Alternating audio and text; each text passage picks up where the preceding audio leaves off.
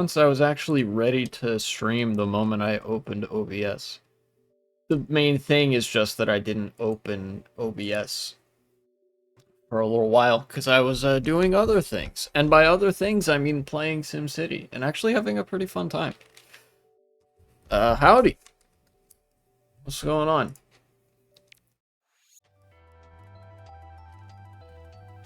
I can tell you what's going on with me. Two things. Number one, I am sick. I, uh, I had an interrupted night's sleep last night. I wasn't there last stream, was sleeping the entire time. That is totally fine. Don't worry about it. I do these things first and foremost for me. You don't have to worry about, you know, showing up. This is not, even though I treat this like college lectures sometimes because I very much enjoy that kind of environment. Uh it is not a college lecture. You don't have to be here. you know. I mean, technically you don't have to go to your college lectures either, but you know.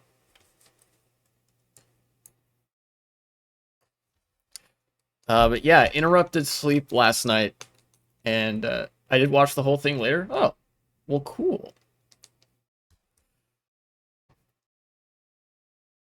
I eventually got up and like realized that I was sick to my stomach. I got that kind of pit feeling when it's not like you're about to throw up, but like the threat level of throwing up is one level higher than it should be, if that makes sense. Horrible when you wake up and instantly you're sick. Yeah, funny thing is, this is the preferable kind of being sick for me. I woke up and the kind of sick that I felt, I was like a little bit sick to my stomach, kind of queasy. And, off balance. And like literally my center of balance was not quite right. And I had heat shivers. I was too cold under the cover of my blanket, but at the same time, or not too cold. I was too hot under the cover of my blanket, but I couldn't stop shivering. And so that prevented me from going back to sleep, so I just decided, fuck it, I'm gonna get up. And at 4:30 in the morning, I went and took a shower and, started going about my day. But it's been alright, because I've mostly taken it pretty slow. There we go. And, I played SimCity for a bit today. I enjoy myself some SimCity on occasion. Isn't that bad when your body tells you the wrong temperature difference? Well, it's a symptom of being sick, but it's not necessarily a bad thing. Like having a fever or your body like heating up or cooling down is its response to the disease. It's not what the disease is directly doing to you. It's your body trying to fight the disease, and it kind of attacks itself a bit in the process. So it doesn't feel great, but I'm not dying. you know. But you might also notice I got CTGP Classic working. I made sure to actually take yesterday to do that. I thank you. I went and downloaded the pack. Oh, dude, that's my my other license. Okay. Alex Hirsch and Disney sensors. Interesting. Um, I made sure that the my stuff all. Why did I do that? I'm gonna pick the other profile. Oh well, I guess I could do this profile. Sure. So you got the my stuff all working.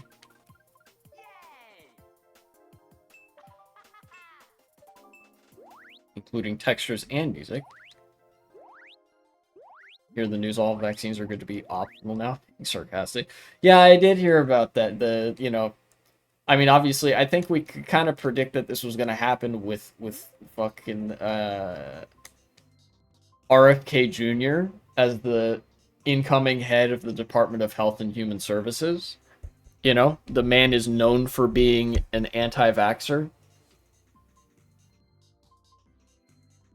In fact, there are some people saying, like, oh shit, polio is about to make a comeback. Which is not great, Bob, or something.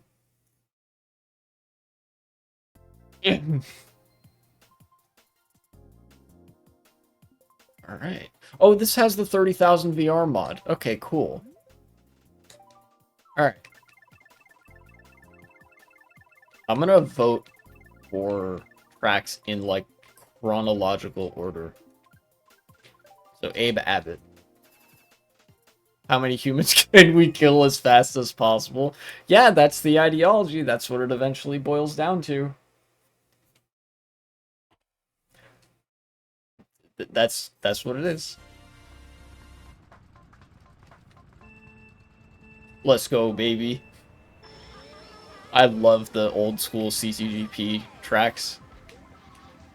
They're so wild.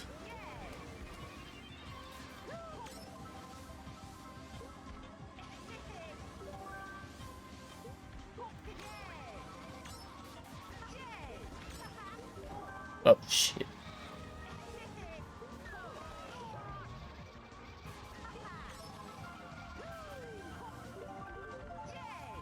Give me item box. Yeah, so yesterday I spent a good chunk of the day installing this pack, the CTGP Classic, which was great. I tested things out to make sure everything worked, and you can see everything does. You can hear the custom music that I have for this track, as well as there are other tracks that I obviously have custom music for. You can see the custom textures are working, and all that good stuff. And I was actually so excited to get to play some really, really shitty custom tracks again. You know, you see and the reason I say excited to play shitty custom tracks is because there's a certain difficulty type that old school custom tracks have that is actually in my mind a little bit preferable in some ways to the newer custom tracks in the current CTGP pack. You know, the newer tracks, I have an issue with them where they were clearly made for the benefit of competitive players, which again, I want to reiterate that there's nothing necessarily wrong with that if you're making a pack targeted towards a competitive audience. But then, you know, the issue I have is that it is also marketed simultaneously towards a general Mario Kart audience that would be interested in, like, custom content, you know? Because the tracks, while they are well polished, include things like, you know, shroomless shortcuts that are sort of difficult, a lot of knowledge checks and execution tests, to such an extent that some of them don't even feel like real tracks, you know, or they don't feel so much like tracks as they do, you know, expert obstacle courses and stuff. Let's do that. And I am just going to go through every single one of these tracks, if I can. Or I'm going to go through as many of them as possible before I decide. Do tracks really need secrets? Tracks can have secrets for, like, fun flavor stuff. And I don't necessarily have a problem with shortcuts being included if they require a mushroom. Because then there's an additional item component. You can't just get in first and then do them to widen your lead even harder. Oh, this track. I remember this track. You know?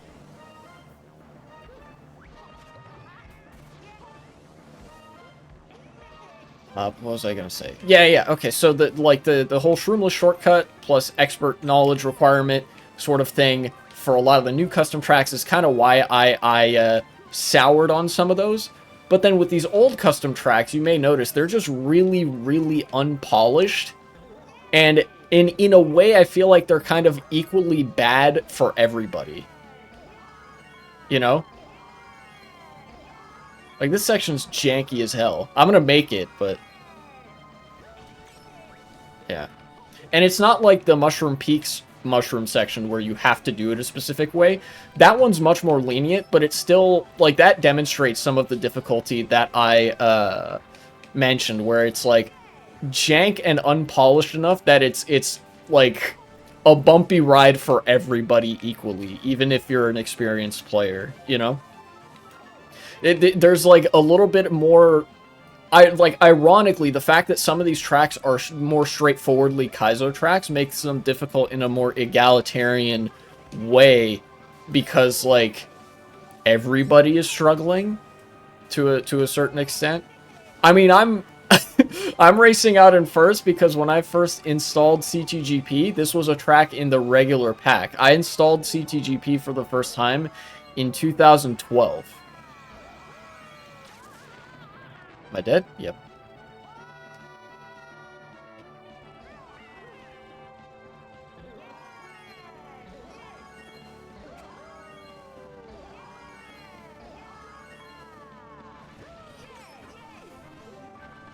Three bananas. I also remember, God, this track used to not have a speed mod. You believe that? We're going currently, I think this is 1.5 times speed. Yeah, normally I would be going 82, and I'm going 123. This track used to actually sometimes take the full 5-minute time limit.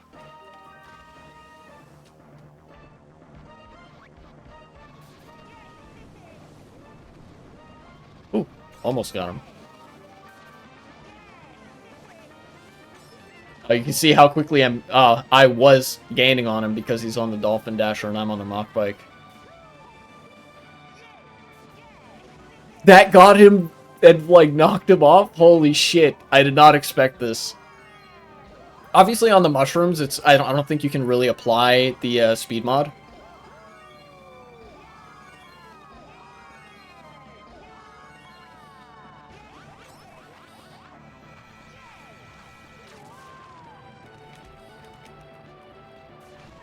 Okay.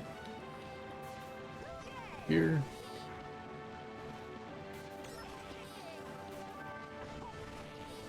It brings a smile to my face seeing some of these old tracks again.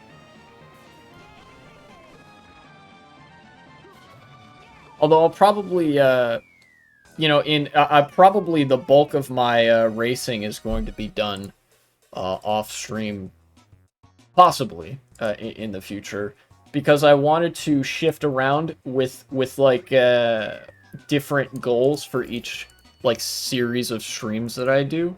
I think that would be fun. Person that made Gravity Falls added a joke on a party flyer, which has no Disney censors, not the direct words. Oh, is this, like, another saga in some of the, like, big names in children's animations just being massive weirdos and creeps and stuff? Because if so, then that's not necessarily, like, super surprising. You know, a lot of the people that work in animation, or not, maybe not a lot, but there's a contingent of people that work in animation and in Hollywood and production that, while talented artists, are massive, massive weirdos. Lakeside Hill. Oh, I think I remember this track.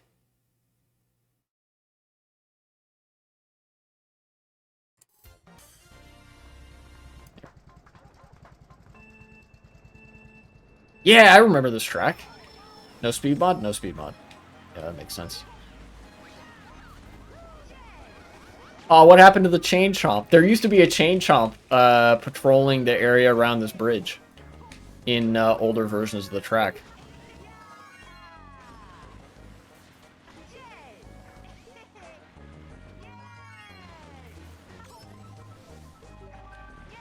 Oh, you get triple shrooms from that? What the hell?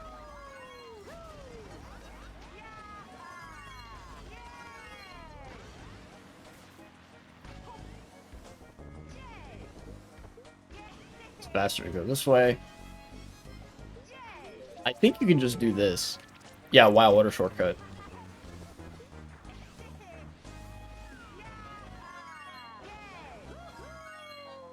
No, I missed the box. That's unfortunate.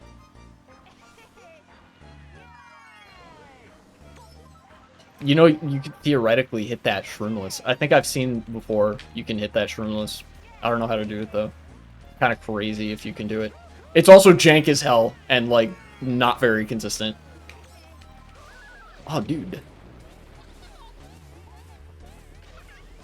Yes, stay in first. Take a blue shell for me.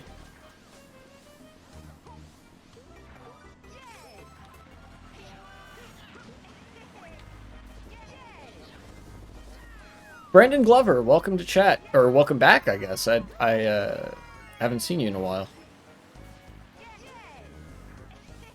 It's interesting how all news companies act like if they say anything bad to Trump, he'll get them executed. It is interesting. Playing Splatoon 1 online on the Wii U. I didn't know they still had online for that game. That's pretty cool.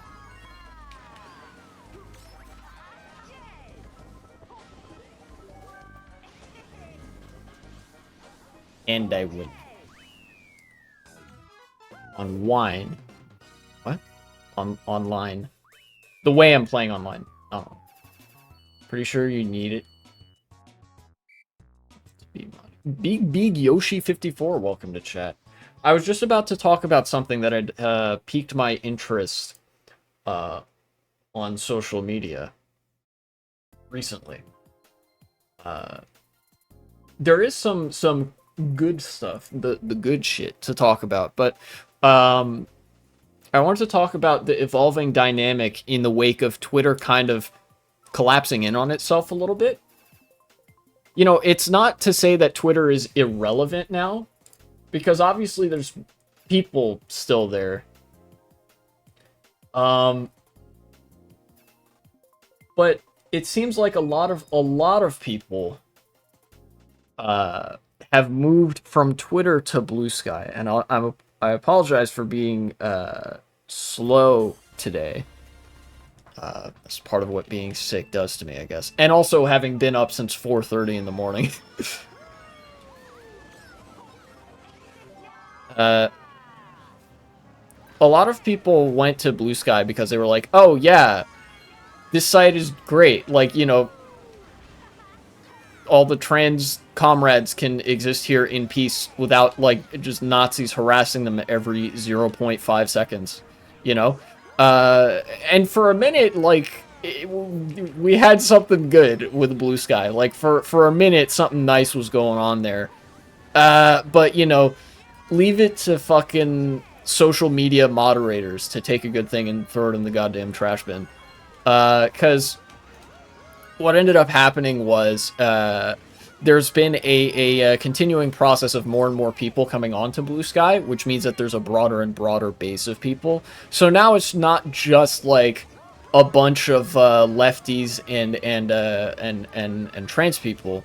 It's also like regular ass people and like liberals and stuff who left Twitter.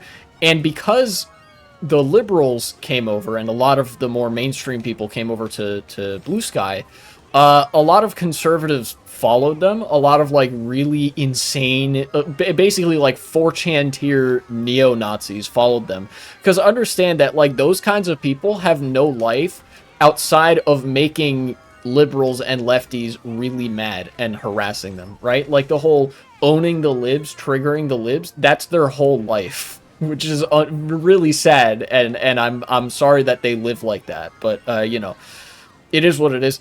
And so they started to come over, and some of their big accounts started to come over, and the Blue Sky moderation team noticed this and decided not to ban any of them, even though they were, like, objectively violating the rules. And it started this big controversy, you know, which is currently, like, it's still going on right now, where, like, we're asking for the terms of service to be enforced against Nazis who have doxed trans children's medical records. Like, this is not a high bar to clear. But complying in advance shit. You know, they went mainstream. They became part of that, like, big social media platform circle. And now they sort of it's almost like they're taking the same path that Twitter took, especially, fitting because a lot of the people that invested in Blue Sky are also people that invested in Twitter. At this point, we just need to make a Discord server that bans anyone right wing. You're touching a little bit on what I actually wanted to say, which is that given that Twitter became a Nazi hell site, and Blue Sky actually looks like, unfortunately, it might walk a similar path to Twitter, a lot of people might have to live a pretty nomadic existence online, myself included. I don't intend to stop streaming, don't get me wrong, and I'll still have my Discord. I'll still have some social media accounts and stuff. But for a lot of people, I feel like there's going to be varied and very different gathering spots online, basically trying to hide from the right wing, where like the incentive will be for a bunch of people to like invest in a social media company, watch it get big, and then like the far right comes in and fucks everything up and forces everybody out, and just wash, rinse, repeat, right? And it's like the social media climate is so much worse now than it used to be. And social media was always like, it was pretty bad. Don't get me wrong, Ow. Ah, it's one of those tracks where you get hit and you get absolutely fucked up.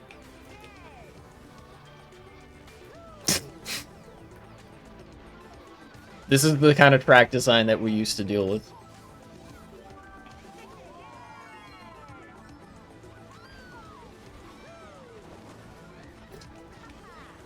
So Twitter shat itself, and a lot of people moved over to Blue Sky. And then the moment Blue Sky had to make a decision of do we prefer Nazis or trans people, they picked Nazis. And so now everybody's kind of like, well, shit, is Blue Sky just going to do the same thing? And the answer for me is possibly, yeah. It seems like they might. And, like, of course, I want to stress that I can't fucking see the future or anything like that. Predictions are hard. But, there's not a real pretty picture being painted right now, is what I'm trying to say. And it seems like the pattern of, like, oh, yeah, every few months or like every couple years, you just have to completely jump off of one social media site and go to another one. Like, that might be the thing. That might be the thing that the left has to do now.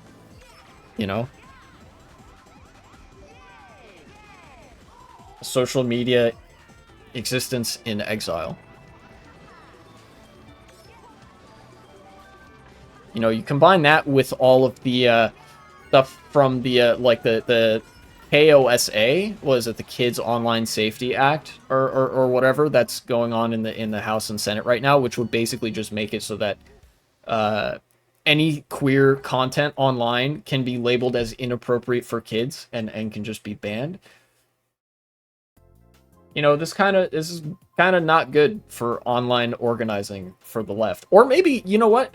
Maybe it could be good. Maybe the fact that, like, there's not a really consistent social media presence for the left actually makes it so that the official websites of these organizations or something like that, the official accounts, are the only place where people can really go. And by limiting the number of channels, you, channel people into those channels, and those channels become more active. That has its own drawbacks, but Thank God the place I mainly chill is super queer and a safe space. Thank God indeed. People need that sort of stuff. The Melee community is super gay. True! And I support them for that. Love the Melee community. Most of the time.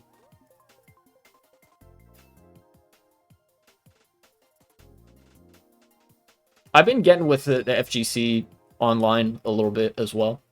I've been known to enjoy a Brian_F video.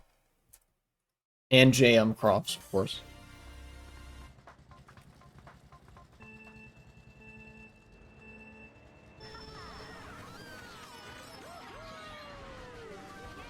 Nope. Unless they're defending pedos, that's cringe. Yeah, that's pretty cringe. Thankfully, when shit like that tends to happen, like with, I think most recently it happened with what was it, Mech and like Shizwiz, DSW Bronson. Those are the two that I remember in somewhat recent memory as being like big controversies and whatnot, and the community pretty quickly united behind "fuck you, you transphobic weirdos," which was nice to see. Got him.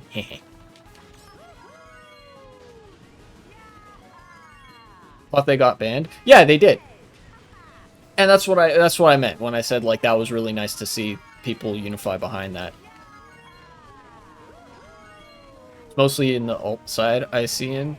Yeah, and I think that's actually, it seems to me that that's because that the ultimate community grew so much faster with such a disproportionately younger and more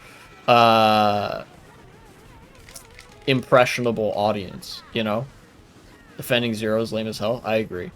Yeah, it was like that with Smash 4, and before that it was Brawl, and before that it was Melee. And to a certain degree, it still has been Melee throughout that time, but I think the issues with the Melee community have been getting less bad over time rather than more bad. Obviously, that's good, I think. And, you know, you need that community, especially when Melee's less toxic. That's actually kind of true. You know, I've had some throughout college. I had some experiences with the Ultimate community. Had some experiences with the Melee community in college and post college. And I have to say that my experiences with the Melee community were overall less toxic. Just because some of the friends that I had who played Ultimate were really toxic and you know, sort of professional hater pilled.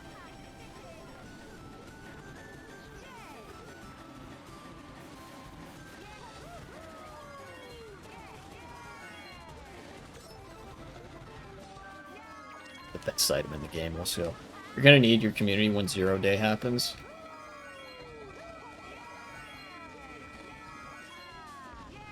What name should we name our next D-Day, in your opinion? I don't know that there's really gonna be a next D-Day, if that makes sense. Like, D-Day was, in DFW, so glad to have Melee. That's good. D-Day was so specific to the context of, the Second World War. I don't know what an analog to that would even be. You know? I didn't mean literally D-Day. Oh. Well, yeah, but I don't know, like, I know you're invoking it as, like, a metaphor, but I don't know what you would even use as a metaphor for D-Day. 0 day? You mean, like, I don't know, if, like, if the far right does, like, the Kristallnacht or something? Where they, like, do a bunch of pogroms? The fascist startup? Yeah, yeah, yeah. Yeah, you do need that. You need that support if things really start getting desperate.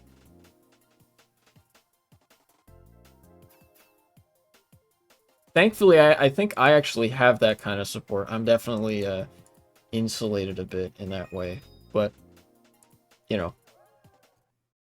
not everybody does.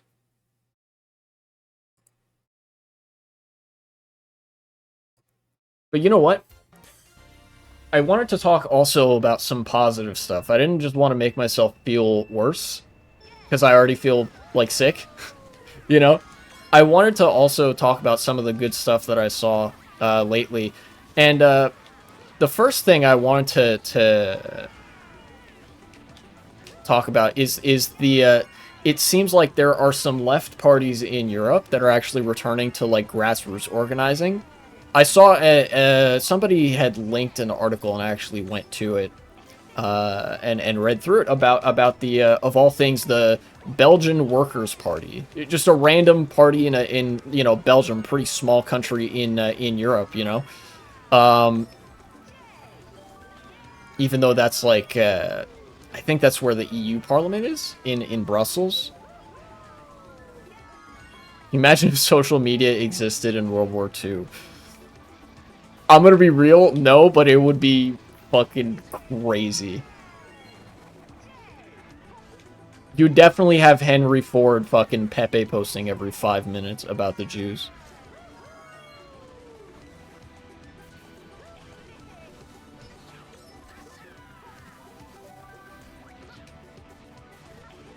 Um, but I read this nice little article about the Belgian Workers' Party and how they're actually kind of different than a lot of the left parties in Europe right now.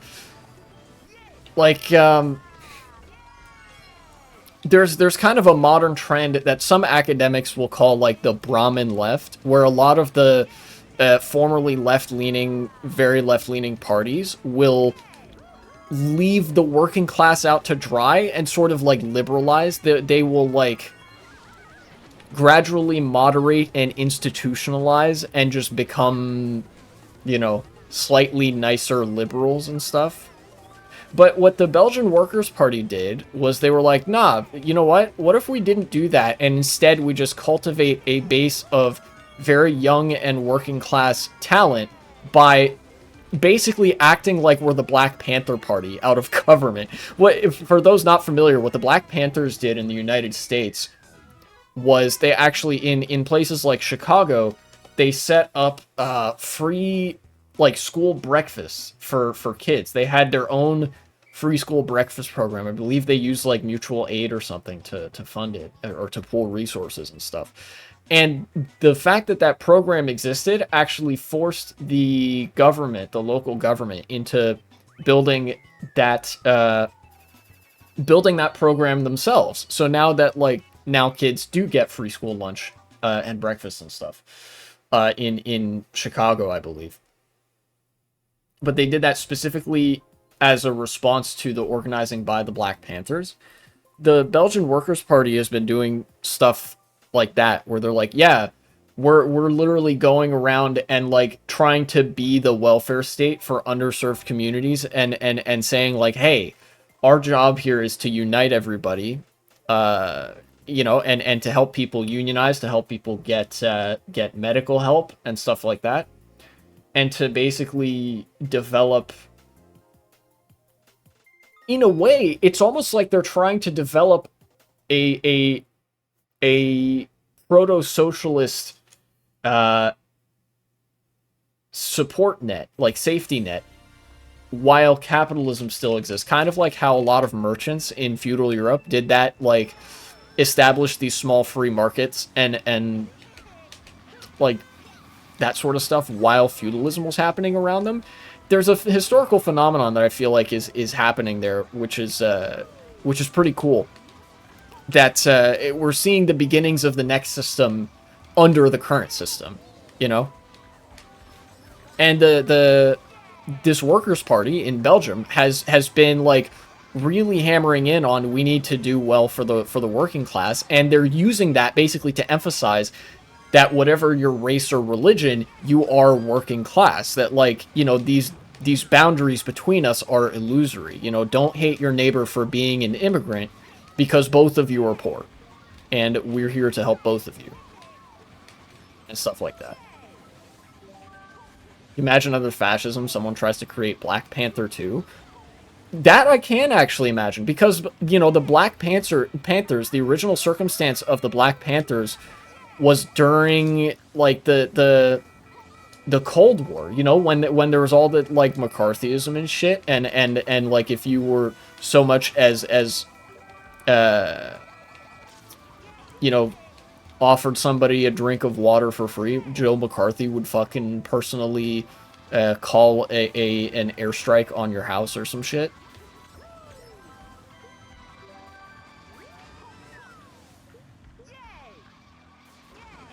Yeah, he got me.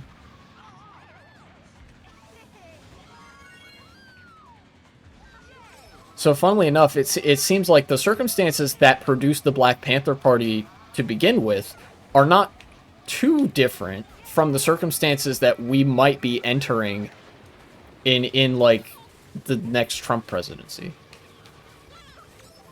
You know, this kind of comes back to a thing that I've said before, where the liberals, through posing as allies, through liberals pretending to be like your friend, are very good at killing grassroots organizing, right? Like, they're really good at it, killing it and pacifying it long term.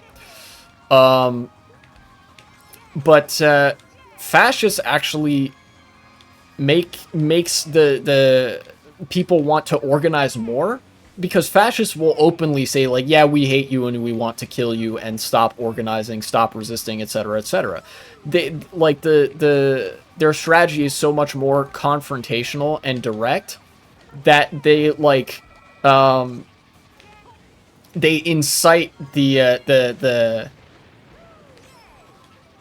incite that sort of resistance in those social movements. Social movements tend to explode under fascist regimes, very authoritarian regimes, because it's like, we have to resist this obviously evil, like, government and state force and stuff like that.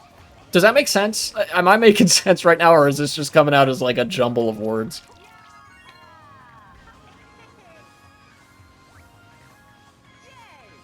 Crazy idea. Imagine X-Men, but more of the Black Panther ideas.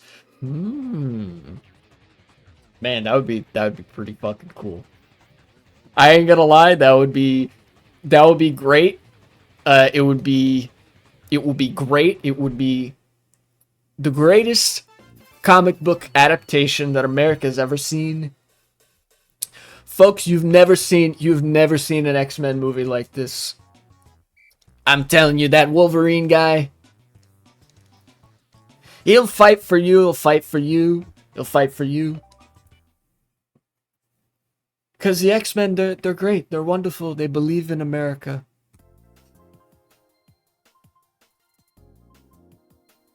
They believe in the average American, etc., etc. Hopefully it doesn't end with the police shooting Charles Xavier. Oh, somebody's getting shot by the police if that movie becomes a thing. But I was actually gonna say, it's so base that it would never become a thing, because like, the role of comic book movies, right? When you think about how comic book movies get made, it's just like military industrial complex shit where they have to agree. They literally, I've taken a film class, so I know this is actually written in the law. In the law, it actually says, if the United States military is being portrayed in your movie, or if you're using any sort of real military equipment, which could be clothes, it could be shoes, it could be guns, like even prop guns, it could be like I don't know, even just consulting for like how the metals on your shirt are arranged and stuff. Any of that stuff, it is required by law that, like, when you're making that movie, you have to go and show the script to the Pentagon, and they have to approve of it. And if they don't approve of it, you have to rewrite it. You have to, like, they can suggest changes, and you have to get their approval to get your movie made. Yeah, it is incredibly blatant. Like, it's literally illegal to make a movie that depicts the US military negatively if the Pentagon says, no, we don't want you making this. Which is insane. You know? That's one of the ways in which that, like, I think we were kind of, in a way, the United States was kind of primed for like a fascist takeover at some point or another. You know, maybe it wasn't completely inevitable, but this is one of those things where, like, a lot of the groundwork of fascist dictatorship will happen before a fascist ever gets elected, you know?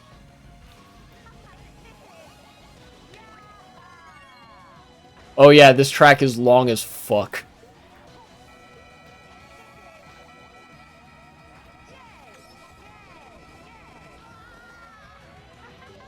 It's inevitable under liberals. Yeah.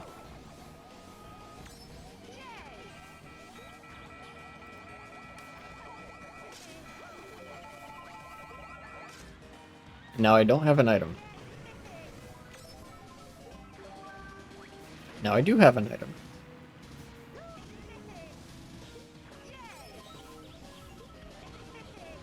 But yeah, that's why that movie would never get made. However, I would fucking love for there to be like an X-Men movie that was just straight up the Black Panthers, but it's X-Men.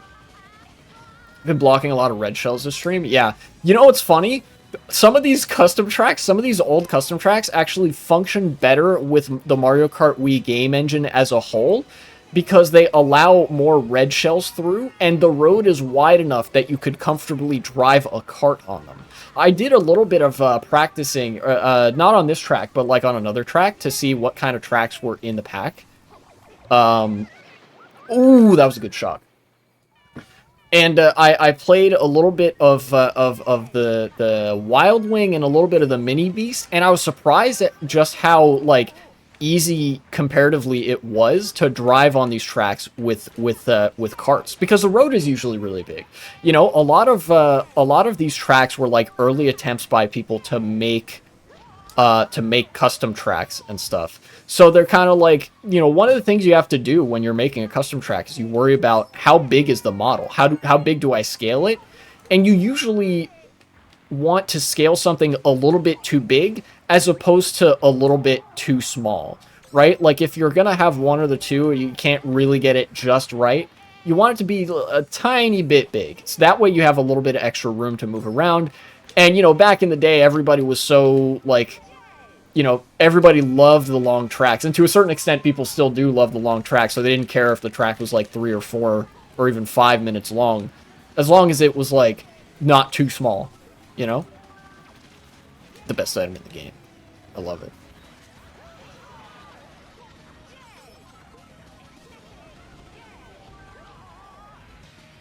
System we support, Vigilante,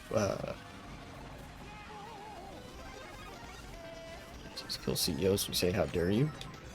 Oh, yeah, well, like, the reason that, if I'm assessing what you're saying correctly, is that, like, you know, there's the vigilante killing of a homeless guy, and then the vigilante killing of the CEO, and then the news outlets were all like, no, how could you kill a CEO, this esteemed captain of industry, or whatever, and then with the homeless guy, they were all, like, either didn't care, or, like, this. Some people are saying this man is an American hero for what he did. You know, the reason that they do that is not because they have a principal opposition to violence and whatever. It's just, it's always been the case, and now it's becoming way, way more blatant. That too, I'm also talking about the media. Okay, yeah. The reason it's becoming way more, the thing that is becoming way more blatant is just that, it is more acceptable by the systems we have in this country, and in, you know, in many countries. You kill a homeless guy, nobody cares. Or like, institutions of power don't really care, right? But, you know, killing a CEO, it's like, oh yeah, they're rich, so now we care. It's like, great.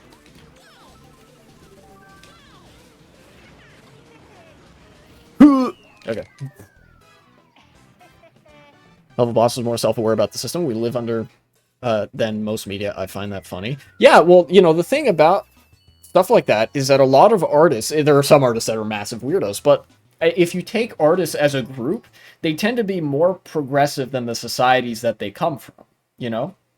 Because they are, you know, usually art is produced with a lot of self-reflection, introspection, and critical thinking, and expression, all of these things that are contradictory to, like, you know, capitalists hate him. Local man loves art, loves expressing himself, doesn't give two shits about profit, you know?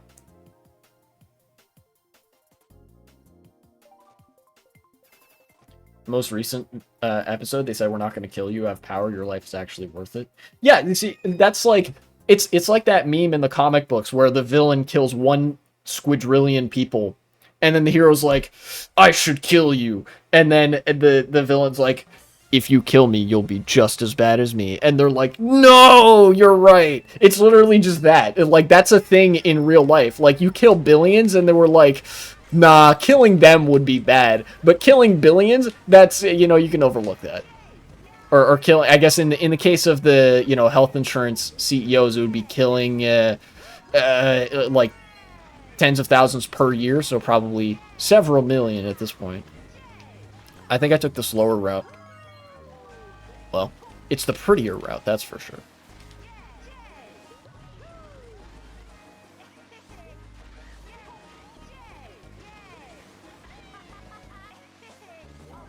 Ow.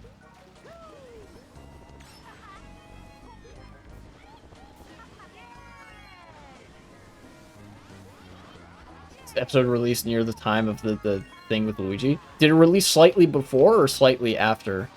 Actually, no, I guess it wouldn't matter either way. Doesn't matter, you know, whenever it released, it would have had to have been made before he did that. Near the end of November. Okay, yeah, so it was like... It's, you know, a lot of the signs were there. Oh, I got him. Got somebody. Ow! I probably deserve that. Probably. It was made a long time ago. I find it funny. Well, that's not a long time ago, you know? I mean, maybe for politics. Given the pace at which politics happens, you know? I'm gonna be a stinky, stinky player and hold the shock.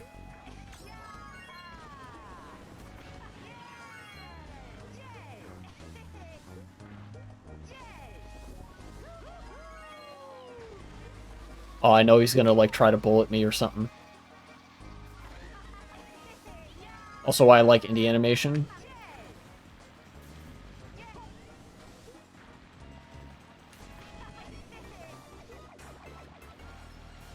Okay. How long is each lap? It's about a minute long. Okay. I know where I want to use the shock, I think.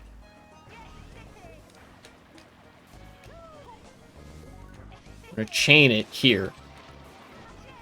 Yes. Get me up there.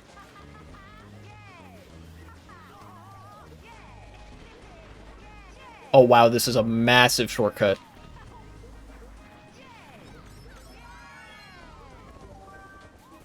Whoa, oh my god!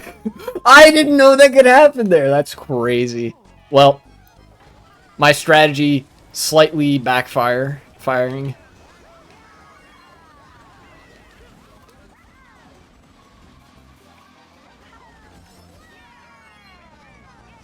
A little bit more than slightly backfiring. I didn't get an item. And I get 6th. Okay.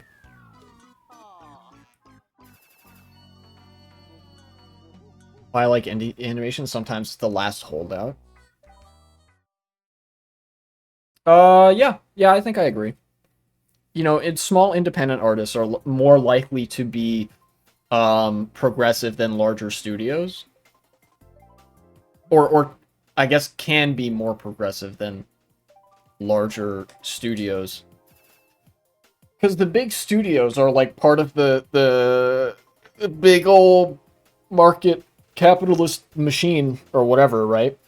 You know, they do the whole rainbow capitalism shtick where, you know, they have the flag up, the pride flag up for Pride Month, and then they immediately take it down afterwards and never speak of it again, you know? Like, for some big companies and big studios that produce art, that employ artists, genuine artists, it's kind of like that. But then with small artists, you don't get that filter, you know? There's some stuff that's too progressive, that, like, or too progressive, like, that's progressive enough that big companies are like, I don't know if we want to air that. Can you imagine if social media existed at the time of Enlightenment? Not holistically, but I can imagine one person in particular, and that would be Voltaire. My man would be the fucking strongest warrior on Twitter, arguing with literally every monarchist that he sees. Like, my man would not skip a fucking beat. I know that's nonsensical. It's less nonsensical than you think it is. I've read philosophical debates. I've read philosophical papers. It's literally just Twitter discourse.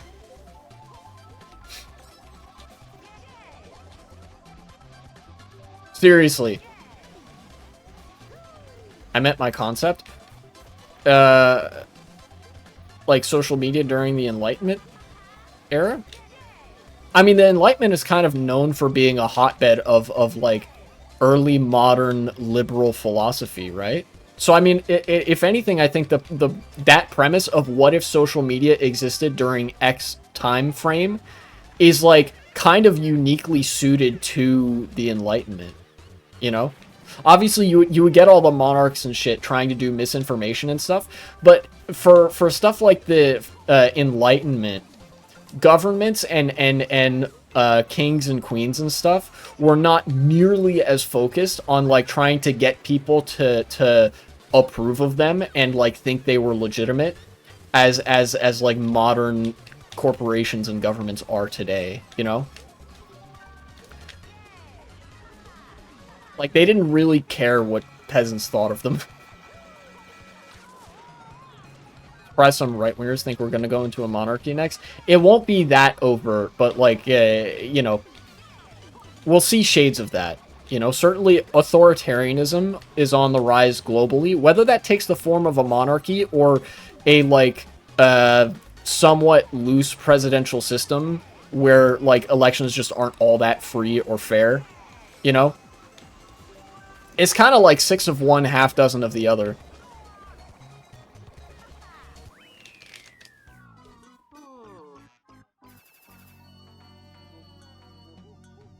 The show I liked one time until I realized how much it loves the status quo.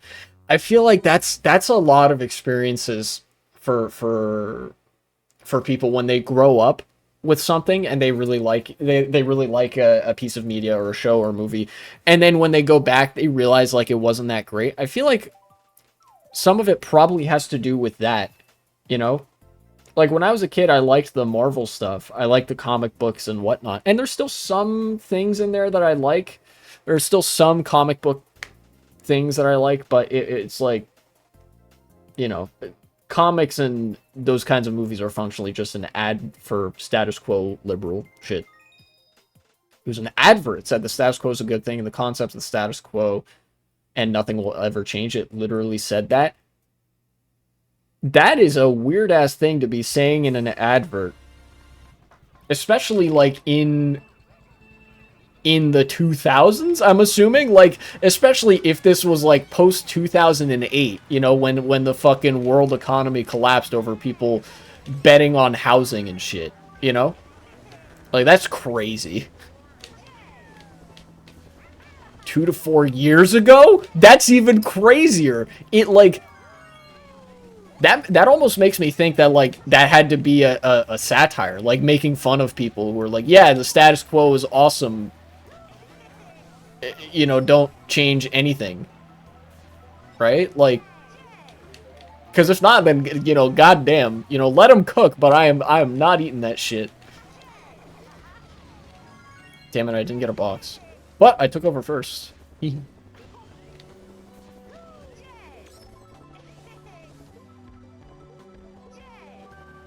I missed the fucking trick. I'm silly. I couldn't tell, and that scared me. Yeah, that's fair. That's fair. Fucking post-irony world, or like irony poisoned world? I don't know, it's something.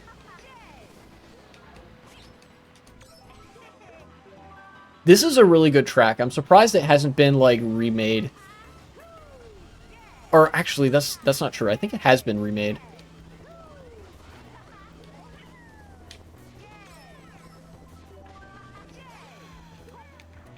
Aha! Nice. Oh, he's gonna get a red shell and end my whole fucking career. Yep. No! The red shell broke on nothing and I win! Lol. Future me, clip that, please. Thank you. Feels like plausible deniability, the way they write it. I get really uncomfortable with that shit. Like the whole Schrodinger's fucking shit post or whatever, where it's like, oh, if we meant it, then haha, yeah, we meant it. And then like, if it was received poorly or whatever, or like if people liked it, then like, yeah, haha, we meant that shit. But then if like people react poorly, then it's like, oh, haha, calm down, it's just a meme or something like that. If you write any of your statements like that, you're a coward, in my opinion, for everybody. That's a good opinion to have. You should have principled stances on stuff. And if you don't, then you should just say, I don't know. Because that's a valid stance, you don't know.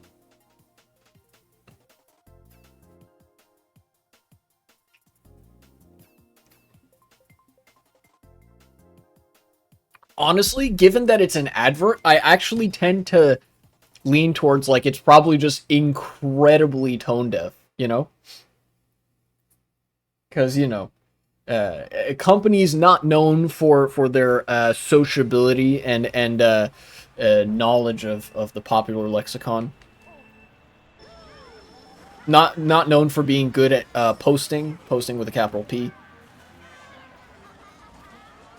It was in Japan. What? The series? Oh no. Get rid of that. Talking about the show setting. Oh, okay. That's even weirder. Hold up. Because shit is not fine. Although, you know what? Actually, maybe it's not as weird. The status quo messaging is still, like, more of a prevalent thing in Japan than it is in the United States, if I'm remembering right. That's not to say the status quo is any better over there than it is over here. But in the United States, people are much more primed to, like, react vitriolically badly to, like, oh, yeah, haha, the status quo is great. Life is just grand. Whereas in Japan, it's like that's still kind of an accepted thing. I don't know.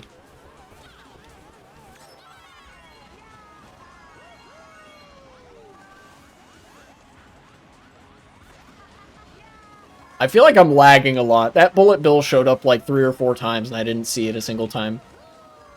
Ah, no! That penguin always moves, like, deceptively fast. Shotgun! And I missed. Nice. Do you think attacking the status quo will hurt far-right people in the future? It very well could. It's not a like sustainable strategy for the far right. I mean, really, depending on how insane the far right is prepared to be, it only has to be effective enough for them to get elected, which it is. So that's unfortunate for everybody. But once the far right is in power, they become the status quo. So there is definitely like a point where will it backfire potentially, but that can only happen, understand, if the far right actually wins and gains power, you know?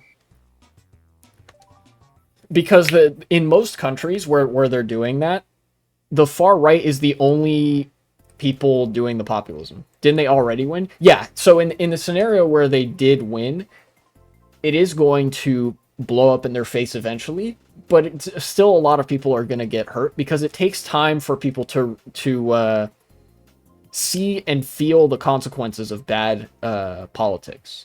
You know, like in the United States, all the tariffs and shit, like horrible idea, and like all of the pretend populism about like breaking up big tech and like I don't know, holding big pharma to account. They're lying, but it takes time for people to see that, and it takes time for people to feel that. More importantly, not saying this is ethical strategy. I mean, the far right is lying. If the left ran on a populist platform, they wouldn't need to lie. And the only reason it works is because the far right is lying and offering people the world. The liberals are lying and promising nothing at all. You know?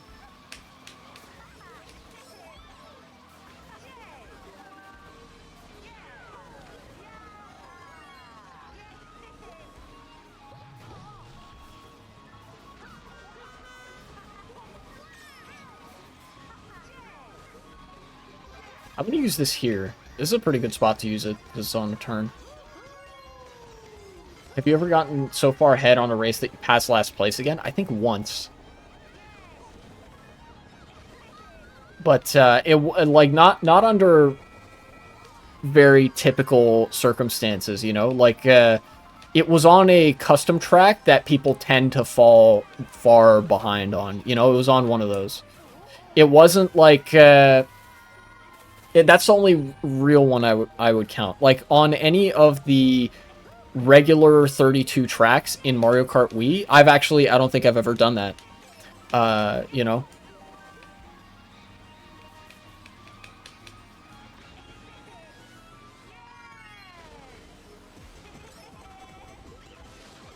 Oh, nice. Shock dodge.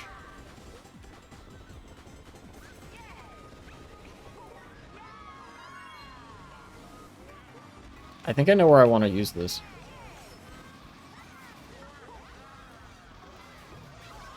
Yeah. Oh, fuck it, I'm using it here. Did you ever add any goofy sound effects with your channel points? Can you do that? I didn't know you could do that. If that's a thing you can do, then yeah, I probably would.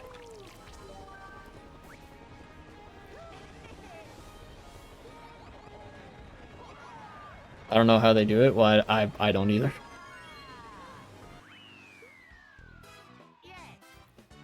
Ugh. But like I said, that was gonna be a short one, so we got to see some nice classics, some fun stuff. I'm gonna duck out of this room now.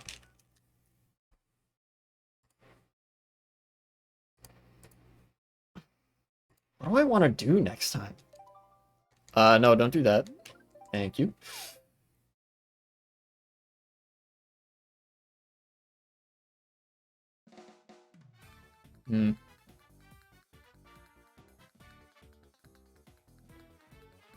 I'll have to think about it. In the courtroom, in Hell of a Boss, Blitz, the underclass, was had their mouth shut the entire time, not allowed to speak. That sounds correct. Yeah, sounds about right with how the class divide currently works in you know, in society. This says a lot about society. Moment. You know, one of the most important tools that the fucking elite class, capital class, whatever the fuck you want to call them, really, it doesn't matter to me as long as you recognize the kind of class that they are. One of their most important tools is media messaging, and not just in the sense that they have mass messaging, but that the underclass doesn't. You know? Like, you turn on any news media outlet and they'll be talking about more or less the same thing. At the end of the episode, he started a movement for the underclass, funny enough.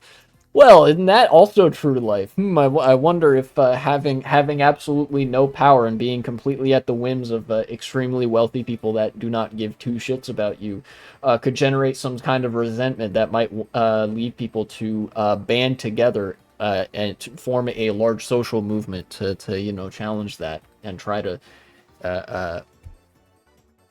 forcibly make society maybe more egalitarian. That would be good. Due to the convenience that happened, he survives this unfair system. And I feel like there's a lesson in there. That's how any of us are gonna be able to survive an unfair system, is by finding solidarity, camaraderie, etc. Something organized in your local community, something. You guys know the drill, right?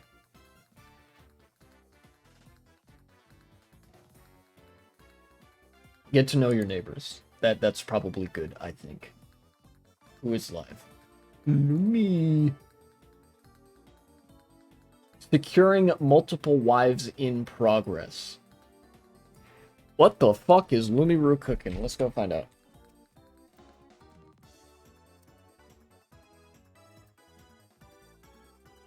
Alright, we're about to find the fucking secret to how Lumiru is building their harem, I guess, or something. Have fun.